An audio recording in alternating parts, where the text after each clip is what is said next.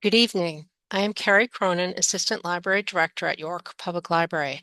I'm pleased to welcome you to tonight's program on helping coastal towns to adapt to climate change, which is the last lecture in our 2025 climate change series, Coastal Impacts and Resources, which the library has co-sponsored with York Ready for Climate Action and York Land Trust. We are very fortunate to be joined by presenters Edge Venuti, the youth representative on the Maine Climate Council's Coastal and Marine Working Group, and Megan Mansfield-Pryor, Waste Management Climate Policy Advisor for the Governor's Office of Policy Innovation in the Future. Each person will present for approximately 20 minutes, and then we will take questions from the audience. Please feel free to put your questions in the chat as you think of them during the presentations. I will now introduce Edge Venuti. Edge Venuti is currently an undergraduate student at the University of Maine studying ecology and environmental sciences.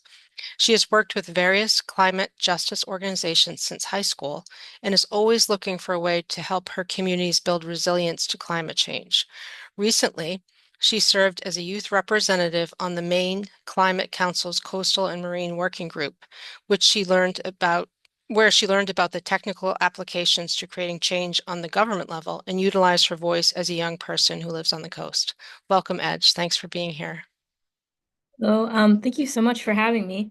So, I'm just gonna give a little bit of background about myself, and kind of how I got involved in all this stuff as a young person.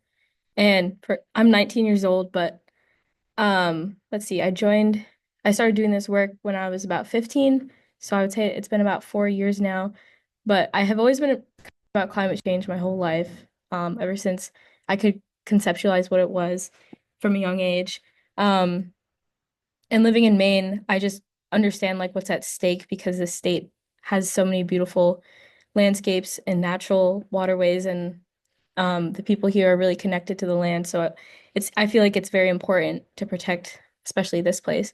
So I joined a Sierra Club internship my junior year of high school, and I helped them design their climate action plans for organizing in rural areas because I live in Robbinston, which is in Washington County, and there's about maybe 80 people who live in that town year round and like 400 in the summertime. So it's very small.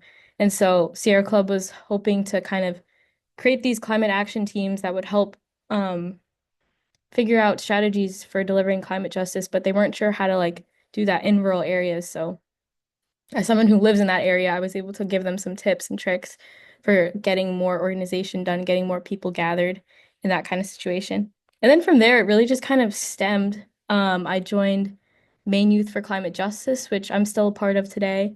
And I also worked as an organizer for Just Me for Just Us, which is an organization that specifically works with rural youth again, and they connect and you kind of practice your public speaking skills and your facilitation skills. And we did like a voting workshop. So like we got a lot of people signed up to vote. And now I'm currently serving as a board member for that organization. So I've kind of been able to like grow with that org as they've been growing, which has been really special. Um, and then with Maine Youth for Climate Justice, I worked as the high school cohort coordinator. So when I was still in high school, I helped lead those meetings with other high school students around the state. And then as I aged out and I moved on to college, I just have been like a core organizer for them. So I've like just connected youth like in colleges and like helped them organize their other events like the Youth Day of Action rally that we just had. Um, and so yeah, then I transitioned to college where I go to the University of Maine now in Orono. And like Carrie said, I'm studying ecology and environmental sciences. I'm designing my own concentration in that. I'm calling it climate adaptation and resilience, because I believe that people need to like learn about the earth and like its systems, but we also need to develop an understanding of how we're going to build resilience to climate change, which is kind of what I've been learning throughout my work, like outside of the classroom. So I've been having some of that knowledge there.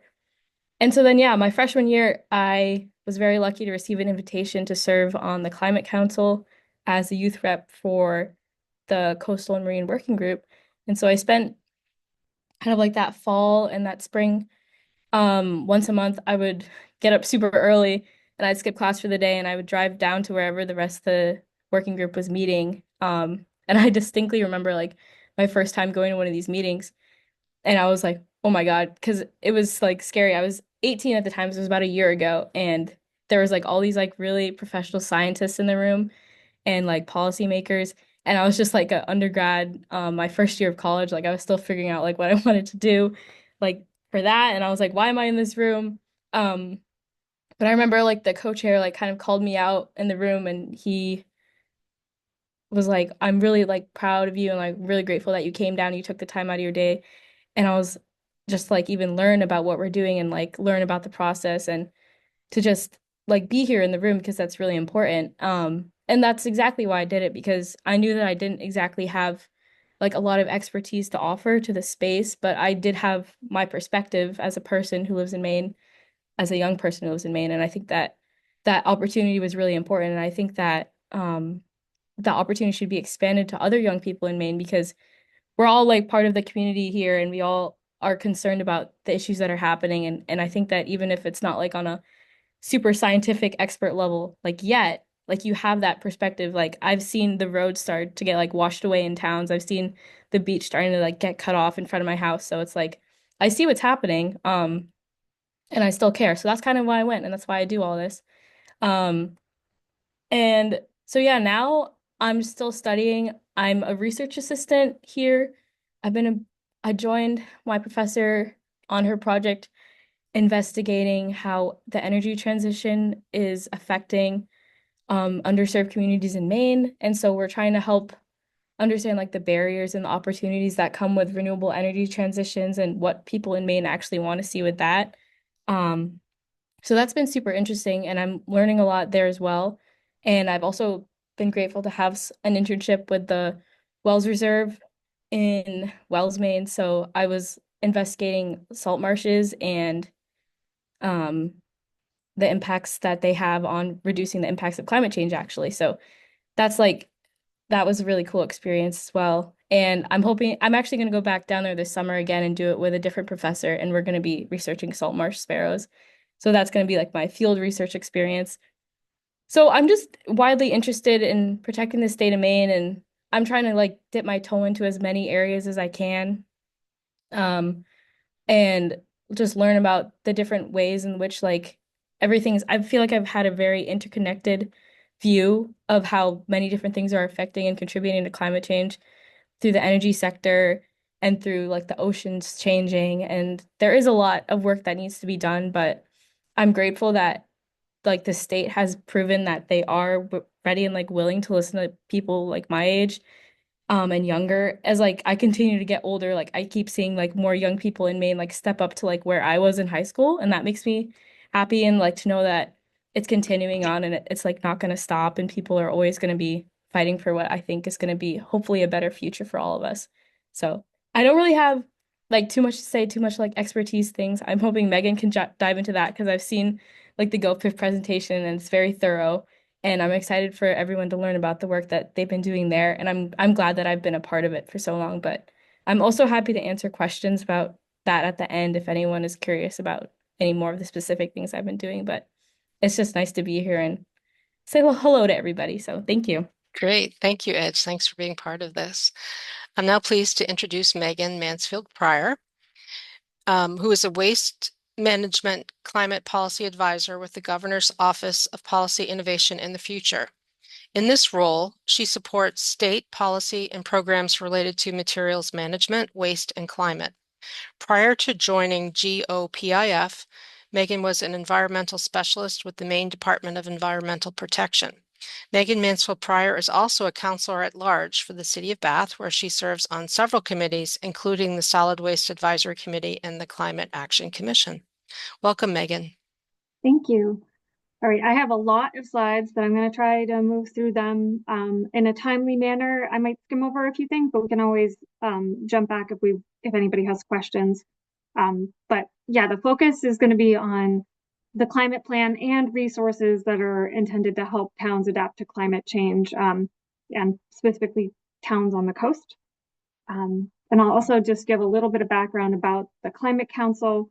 So as most of you, I'm sure you already know, we're seeing the effects of climate change. Like Edge was talking about, seeing roads washed away and the beach being eroded.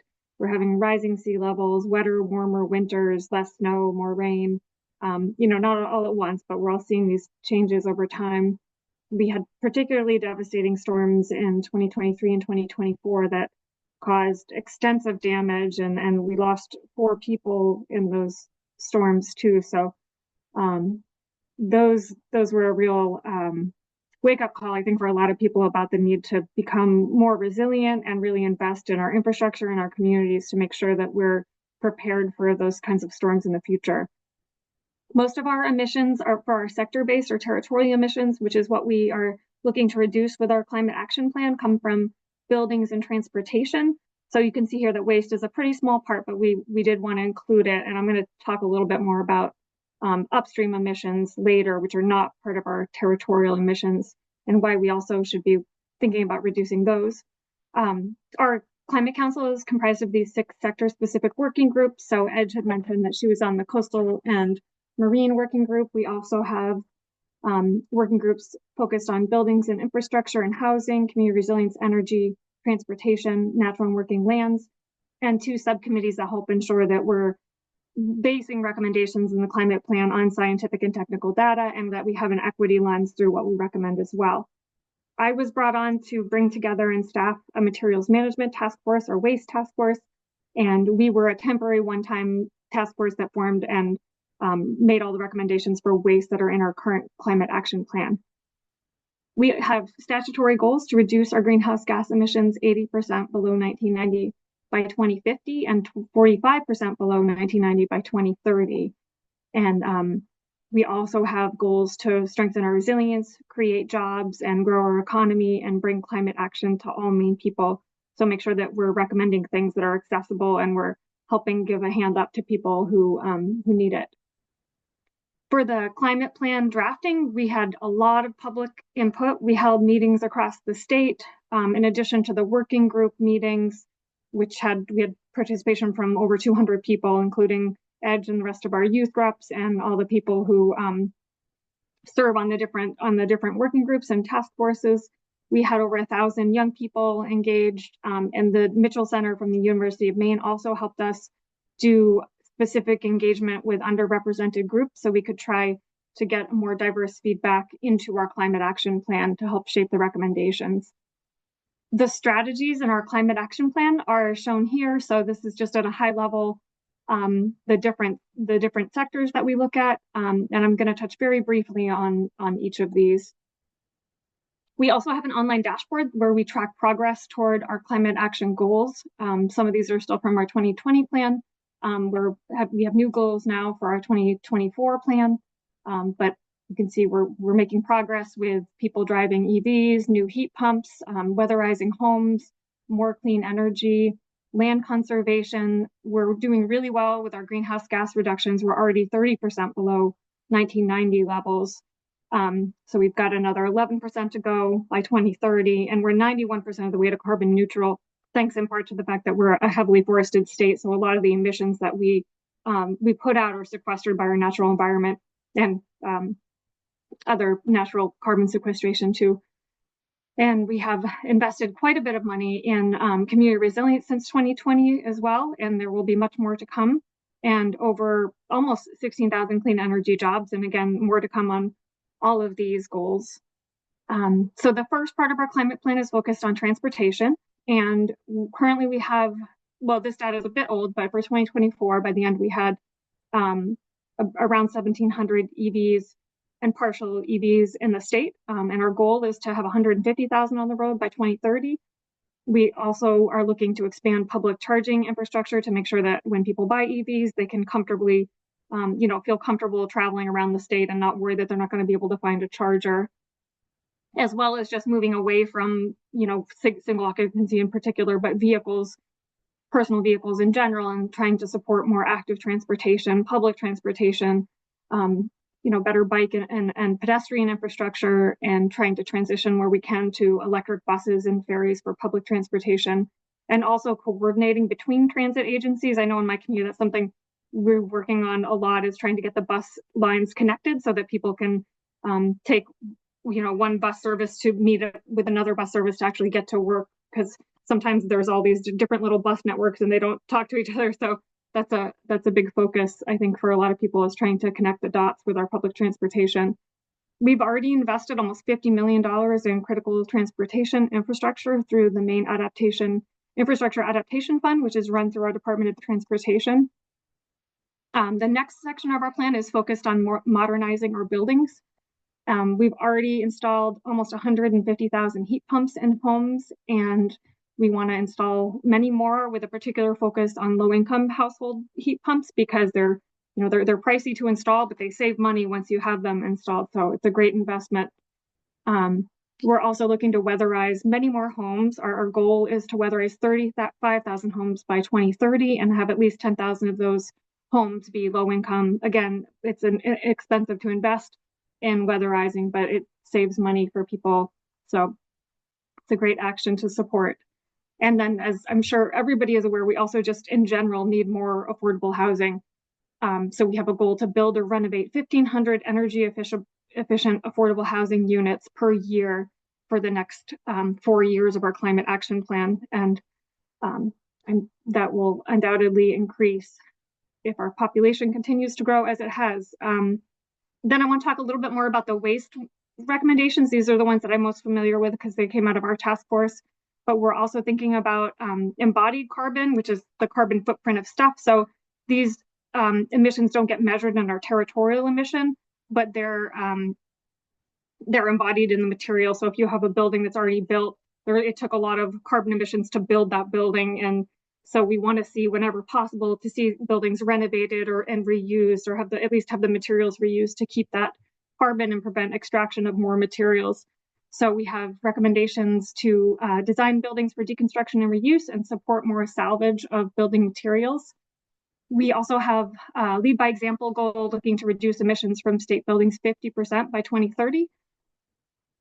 And transitioning to clean energy, a real focus on affordability and reliability. So making sure that our grids are more resilient, thinking about things like microgrids for communities, so that if there's a storm, there's still some power sources there and the entire community isn't impacted, with grocery stores having to throw their food away, or households. So just trying to be better prepared, be more resilient, and have more reliable sources of energy and storage. We're also launching an energy coach program, which I understand you have your own form of that in York, which is amazing, and I think is going to serve as a footprint for a lot of other communities. Actually something we've talked about trying to do in Bath as well. So the state will be providing some resources for that, which will be hopefully very helpful. About half of our electricity, a little over, already comes from renewable resources, and we want to bump that up to 80% by 2030, and then have 100% clean energy by 2040. There's also a big focus in our climate action plan on growing jobs and our economy. We have a goal to create 30,000 clean energy jobs and have 7,000 registered apprenticeships by 2030. And protecting the environment and natural and working lands. Right now, about 22% of our land is conserved, and the climate plan goal is to protect 30% of our natural and working lands by 2030, and double the amount of permanently protected farmland by 2030. And to support the farms as well, we have a goal to have 30% of the food consumed in Maine be locally produced by 2030. And there's also a lead by example component to that, where we're trying to increase the amount of purchasing by state government from local farms and businesses. And we also have a goal to reduce our food loss and waste 50% by 2030, and support farming, forestry, and fishing industries to help them adapt to the impacts of climate change, where we have, issues like green crabs coming in from warmer waters, and trying to think about how to get ahead of some of the challenges that climate change poses to our heritage industries. Building healthy and resilient communities. We have the Community Resilience Partnership, which will be moving to the Maine Office of Community Affairs, that I'll talk about a bit later, has invested a significant amount of money, over $600 million, in our communities to become more resilient. And similar to the EPA's Justice 40 initiative, which is ensured, the goal of which is to ensure that about 40% of all funding goes to to underserved communities. That's what we're looking to do, a similar thing here. We want to make sure that the funding is going to the communities that are most in need of it. the partnership has already invested over $9 million to municipal and tribal governments, and those support the goals of Maine Won't Wait. And then a little bit more the reducing waste and emissions from products that people buy and use. This is the focus on consumption-based emissions, which are, again, the carbon footprint of things, looking to coordinate and fund more regional waste management planning, increase access to waste reduction and diversion programs, and supporting more reuse, refill, and repair over single-use products. And there are challenges and opportunities that come along with this. So, for example, switching from, in a restaurant, switching from single-use food serviceware to reusable food serviceware, there's more potential. There's a lot of potential there to reduce upstream emissions from single-use food serviceware, but it also requires changes in practice and infrastructure development. So, and it has a significant upstream impact on emissions from production, but it doesn't do that much for our territorial emissions. And I'll talk about that a little bit more to help clarify what I mean. But the good thing is a lot of the waste recommendations are, and anyone can participate in them, and the more people who participate, the bigger the impact. And that can start really small. Like this quote is from a nonprofit called Upstream that focuses on reusable food serviceware, and noting that efficient, scalable reuse systems can eliminate 75% of all of our plastic packaging production. And currently the plastic production generates 4 times more emissions than our entire airline industry. And the reusable systems also have the potential to reduce those emissions by 70% compared to the status quo where we keep using single-use plastics. And there's a lot of actions that people can take, whether it's repairing a smartphone or switching to reusable water bottles that people can take, and businesses as well. So to compare quickly, I showed that slide at the beginning with our territorial emissions. This is kind of another way of looking at it. This is from the Department of Environmental Protection's biennial greenhouse gas emissions report. So you can see that waste is a very tiny part of it. And when you look at the slide below, this is from a study that EPA finished up in 2024. The red line there is our territorial emissions, while the blue line that's above is our consumption-based emissions. And a lot of those consumption-based emissions come from manufacturing. So we're looking at basically the carbon footprint of products. It's not quite as simple as that. There's other emissions in there too, but it just goes to show why we included the idea of looking at consumption-based emissions in our climate action plan, although it's a little trickier to manage. And a lot of what's driving those emissions is resource extraction, which has tripled. Sorry, my quote got cut off, but it's tripled over the past 50 years. And the scientific community has come to consensus that resource extraction is a really big factor when it comes to climate change, biodiversity loss, and pollution. So just switching to more sustainable materials management has a really big potential to reduce those upstream emissions. And just to give one example, we have a bottle bill in Maine that recycles all our beverage containers when they're managed through the system. So the recycling life cycle, the life cycle emissions reduction from that recycling in 2022 is equivalent to the emissions impact of taking a little over 14,000 vehicles off the road for an entire year. So that's a good thing. But if we had a reuse system for containers, the same containers being reused would reduce emissions from upstream production to the same extent that taking over 360 vehicles off the road for an entire year. So this is just to give you a sense of scale of why we talk about how reuse is a good way of reducing emissions. But again, these are all those upstream emissions, so they wouldn't count in our sector-based emissions. Another great community action is just hosting a community repair cafe. These have been kind of popping up all over the state, and they're good for our wallets and they're good for our community because they bring people together from all different walks of life to teach and learn skills and learn how to fix our stuff. And there's also a positive climate impact here. So this one example of one repair cafe had the equivalent emissions reduction of taking 282 vehicles off the road for a year just by saving stuff and preventing the purchase of new things to replace them. So these are the kind of things a lot of people don't think of as really climate action, but they are, and they can have a pretty big impact.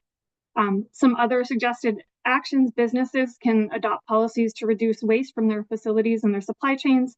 That's also referred to as Scope 3 emissions, and a lot of businesses haven't tried to reduce those yet, but I think it's getting more awareness these days. And municipalities can adopt policies to renovate and deconstruct buildings and repurpose building materials. And any kind of business that's serving food, or an institution for that matter, could opt for reusable and refillable packaging over single-use food serviceware and packaging. So to talk about some of the resources that are coming to support communities and all of the work that's in our climate action plan, the Maine Office of Community Affairs is being established right now, and they will be fostering communication and partnership through state agencies, and will work with towns and other governments to help provide coordinated and efficient technical assistance, as well as financial support. And a lot of our existing grant programs are going to be moving, either grant programs or technical assistance. So this is a list of all the programs that are going to be moving to MOCA, what we're calling the Maine Office of Community Affairs. So it will be a great resource, kind of a one-stop shop for communities that are looking for resources to go to, whether they're looking at land use planning or housing planning or looking for volunteer work. So it's going to be a great resource as that office gets up and running. We also, LD1 just passed, and this is going to provide a significant amount of funding for communities and for homeowners. So it has three kind of key areas. One is a home resiliency program that will help people, get their homes in better shape and better prepared for storms, and as well as reducing insurance losses. We're the hazard mitigation resources and statewide communication. So another gap that popped up in those big storms is just the lack of communication. So we need stronger emergency communication networks and local networks for people within communities, so that they can understand what's happening, understand what the resources are, and get messages about like where to go to be safe, roads that are closed off, that kind of thing. The funding will also go towards stepping up a state resilience office and flood ready Maine program, which will be improving our flood models so we can better predict when some of these big storm impacts are going to happen, and building regional capacity around the state for floodplain management. And all of those programs are going to be, the last three will be within MOCA, but the others will be in in MEMA and our insurance bureau. The last part of our climate plan is outreach, and I kind of already touched on this at the beginning. And we also have the youth engagement piece, which is, we also have our youth reps like Edge, and a big focus on trying to engage with young people. I put a link in the chat to the Youth Summit coverage that happened in Orono at the beginning of April, and was a fantastic event. We had high schoolers from all over the state come and talk about climate action, and it's great to see so many young people being engaged, because we need the young people. They're our future. So it's great to see so many young people caring and being involved. And then if you want to, I can share these slides out. There's links to all kinds of resources, different things that people can do, whether they want to work on their home, their vehicle, their business, or do climate action in their community. There's all kinds of resources. So that's it for my slides, and I'm happy to take questions. Great, thank you very much. That was excellent. So there are a few comments in the chat. Let me see what we have here. So Linda says, we are all really proud of you too, Edge. That was a comment she made during your presentation. And is there a place this is also from Linda, is there a place to donate building materials rather than throwing away stuff like screens, shades, etc.? I think Habitat for Humanity takes most of those things as long as they're in pretty good usable condition.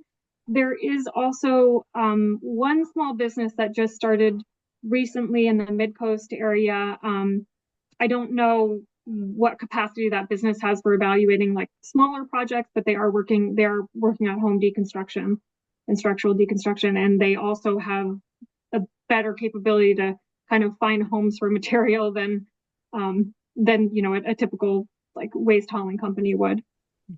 But Habitat's probably the best bet. Is that information about that Mid-Coast company on the website somewhere? No, that is not. That's just somebody that I know. But I would be happy. I'll put my email in the chat. I'd be happy to connect you with him if you want to learn more. Yeah, that'd be great. And the other question I had is, if you want your favorite takeout restaurant to switch to reusable, how can we facilitate that? There are some really good resources online. That nonprofit that I mentioned, Upstream, has done a lot of economic analysis on the benefits of reuse. because pretty much across the board, every restaurant that has switched to reusable food serviceware has seen economic savings.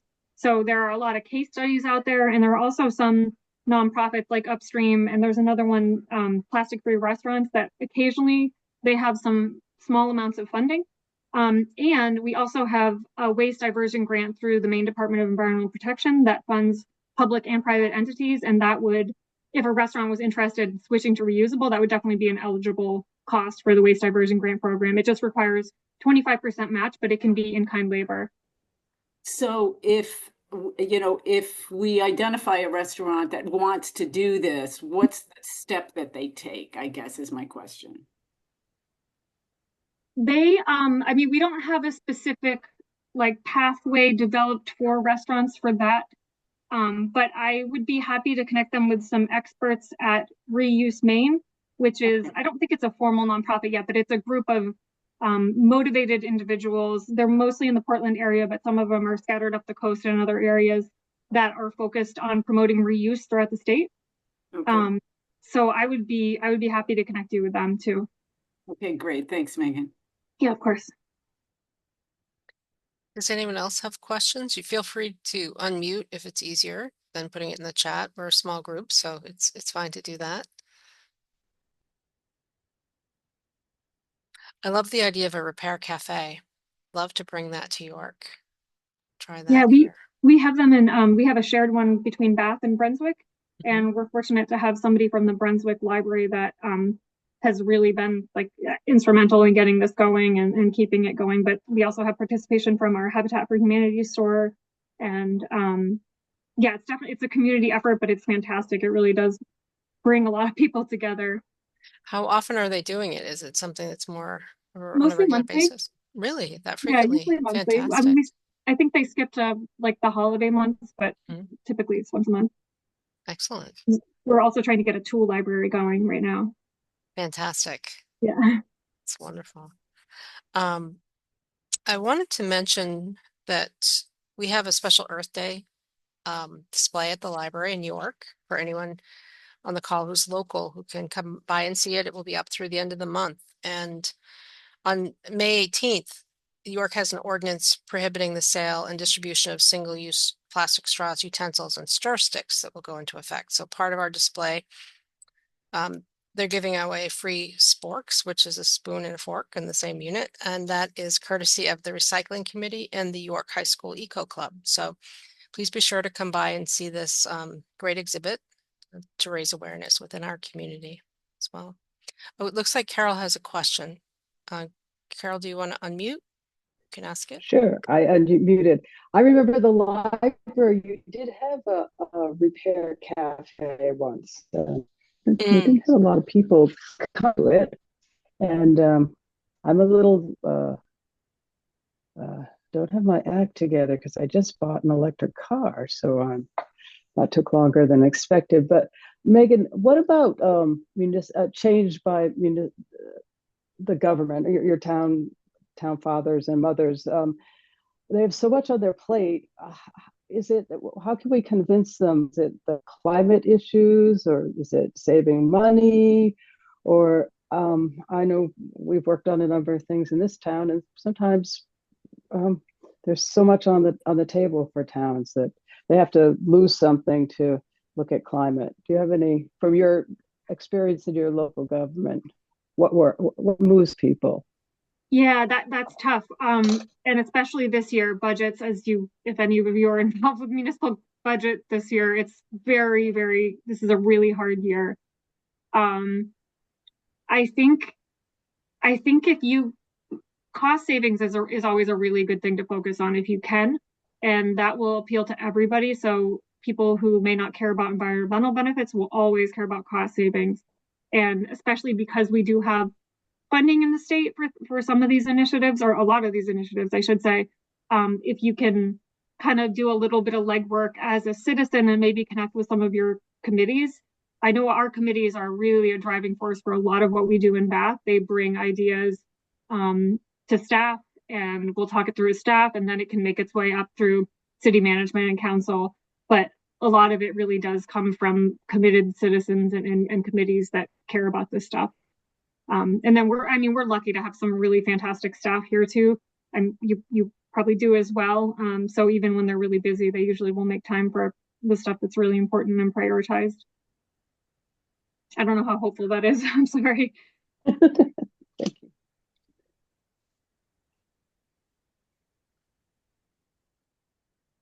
Are there any I have additional? another question. Please. I have a question about food waste diversion and any state initiatives that might drive that along. That So I can't really. There are a couple bills in the legislature right now. I don't know which direction they're going to go. There's potential that we would see a couple changes. One that I know has been talked about favorably would be requiring large generators of, I want to say it's 2,000 tons per week. It could be 1 ton per week or more to report on their food waste, but wouldn't necessarily require them to do a specific thing with it. But would require them to become aware of the issue and be tracking it and reporting to the Department of Environmental Protection annually. And sometimes just that, like actually paying attention to an issue, will help them realize how much the money they're wasting and pay more attention to it. There's also a really fantastic, I'm going to put the link in the chat, the Maine food convergence is going to be happening soon. I don't know the date off the top of my head, but I'll put the chat link in. And if you were interested, we just had a wasted food solutions summit with the University of Maine. And that was recorded, and that was also really great because it had a lot of communities that were talking about the cost savings from diverting food waste, and paired with a study that the university just did on that same thing, and how communities can save money by keeping food out of the trash. So both the study that will be coming out of UMaine hasn't been published yet, but the summit itself were both, there was a lot of really good information. So I will put the link in the chat to both of those things. Okay, I'm seeing the Zoom link, but I know that they recorded it. I'm going to put the link to the webpage in here. If you can't find the recording, I can ask Suzanne from the university to send me the link. I'm sure it's posted somewhere online. I just can't find it right now.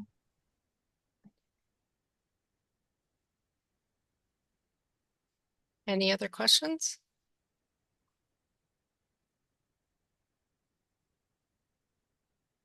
I guess not. Thank you both for your presentations and for sharing so much information with us and for your leadership in this area. It's really impressive. I just wanted to say just a quick reminder that we have an invasive plant removal workday at Fuller Forest Preserve in York on Tuesday, April 29th from 9 until 12. And the York Land Trust's annual native plant sale will be on Saturday, May 10th from 9 until 12. Tonight's program has been recorded and it will be available on our website, yorkpubliclibrary.org/climate. So you can look there for this recording as well as others in the series. We actually have the last few years of the climate change series recordings there as well. So they're available for everybody to enjoy on demand. So thank you both, and thanks to everyone for attending this evening. Have a great rest of the evening. Thank you. Take care. Take care. Thank you.